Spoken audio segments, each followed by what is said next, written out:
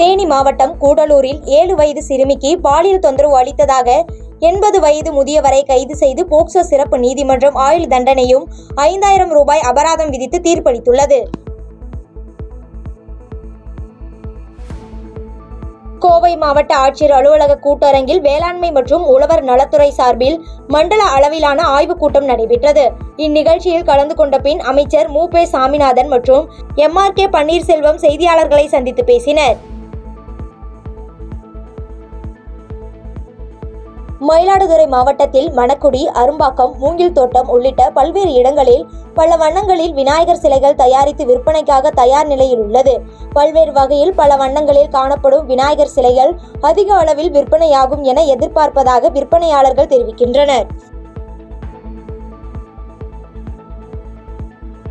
விழுப்புரம் மாவட்டம் திண்டிவனம் அரசு கல்லூரி முதல்வரை கண்டித்தும், கல்லூரியில் அடிப்படை வசதிகளை செய்து தரக்கோரியும் கௌரவ விரிவுரையாளர்கள் மற்றும் கல்லூரி மாணவர்கள் போராட்டத்தில் ஈடுபட்டு காவல்துறையிடம் வாக்குவாதத்தில் ஈடுபட்டதால் பரபரப்பு ஏற்பட்டது.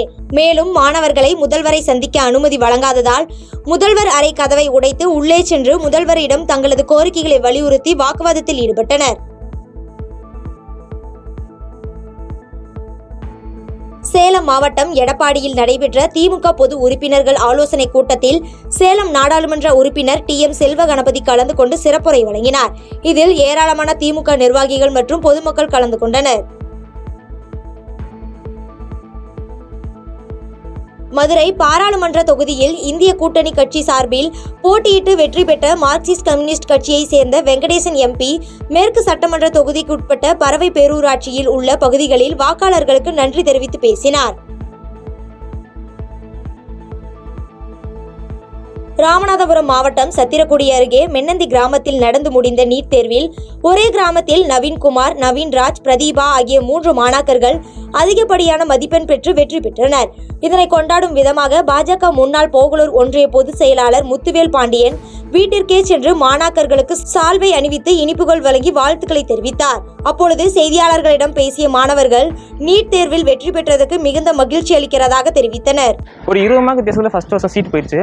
திரும்ப படிச்சு எப்படியா சீட் வாங்கன்னு சொல்லிட்டு கஷ்டப்பட்டு படிச்சு நல்ல மார்க் வாங்கி இப்போ ஊட்டி மெடிக்கல் காலேஜ் எனக்கு கிடைச்சிருக்கு. ரொம்ப சந்தோஷமா இருக்கு. ஈரோடு மாவட்டம் கள்ளிப்பட்டியில் அலமேலி என்ற பெண்ணிற்கு சொந்தமான பழங்கள் விற்பனை செய்து வந்த தள்ளுவண்டியில் அடையாளம் தெரியாத மர்ம நபர்கள் தீ வைத்து சென்றுள்ளனர். இத்தகவல் அறிந்து வந்த தீயணைப்பு துறையினர் தீயை அணைத்து கட்டுக்குள் கொண்டு வந்தனர்.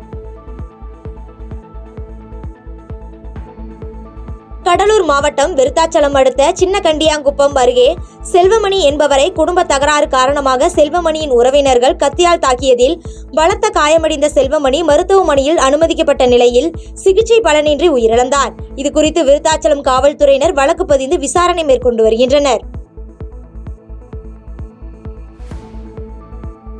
சென்னை மடிப்பாக்கத்தில் மாமன்ற உறுப்பினர் சமீனா செல்வம் மற்றும் வட்ட செயலாளர் ரஞ்சிதின் தலைமையில் நடைபெற்ற திமுக செயல்வீரர் கூட்டம் நடைபெற்றது. இதன் பின்னர் நிகழ்ச்சி முடிந்ததும் கட்சி நிர்வாகிகளுக்கு பரிசுகள் வழங்கப்பட்டன. அப்பொழுது பரிசு பொருட்களை வாங்க கட்சி தொண்டர்கள் ஆண், பெண் ஒருவருக்கொருவர் முந்தியடித்துக் கொண்டு சென்றதால் அங்கு பரபரப்பு ஏற்பட்டது.